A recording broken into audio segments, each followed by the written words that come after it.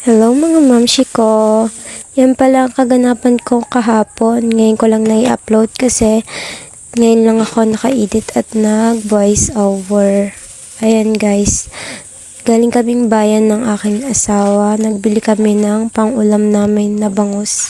Kasi naisipan kong magpaksiw kami guys. Ayan. Nililinisan ko yung bangus dyan guys. Pero linis na siya guys kasi pinalinisan ko na siya sa palengke. And then, hinuhugasan ko, syempre. Kailangan hugasan pa rin natin. And then, yung pagkahiwa niya kasi medyo dikit-dikit pa siya. Kaya, yun. Pinutol ko siya ng mas maayos sa putol niya, guys. Ayan. At yan ang ulam namin ngayon, guys. Tanghalian. Paksiw na bangus. Bisi-bisihan muna ang person, guys. Dalawang malaking bangus pala, guys, yung binili ko. Kasi sabi ko parang kukulangin kapag isa lang. Kasi nandito yung mama ko tapos yung papa ko. Ayan, nag-a-assemble sila nung binili namin na cabinet guys. Nagpagawa kami ng cabinet. Kaya ina-assemble nila. Katulong ni papa yung asawa ko dyan. At then guys, tapos na ako maglinis ng isda. In-assemble ko na siya dyan sa kawali at aking sasangkapan. Lalagyan natin siya ng mga pampalasa. Kagaya ng kamatis. Ayan. Maglalagay tayo ng kamatis. Mas masarap kapag maraming kamatis. Yung ating paksiw na bangus. At ayan guys. Nung nakagiris na ako guys ng mga sangkap, bawang sibuyas and luya sili. Ayan, nilagay ko na siya agad dyan. Tapos, lalagyan natin ng talong syempre.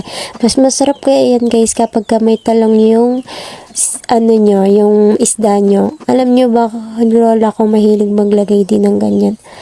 Pwede pala siyang lagyan ng ganyan. Ayan, nilagyan ko. And then, pagkatapos guys ng ilang oras, yan na, luto na yung ating paksiw na bangus. Ayan, simple lang naman yung ulam natin ngayon guys. And then, ayan guys, nagbili ako ng mga prutas ng mango. Yan talaga yung pinaka-paborito ko, mango. Pinaglihi ko nga yan dyan nung una kasing naglilihi ako. Yan yung madalas talaga na kinakain ko. Hindi ako nakakakain pero ng mga kanin, pero yan ang kinakain ko talaga nun eh. Gustong gusto ko talaga siya nun. Kaya hanggang ngayon ba, binibili ko pa din. Medyo maasim-asim pa siya dyan guys. Medyo hindi siya masyado pang matamis kasi parang may pagkaano pa siya.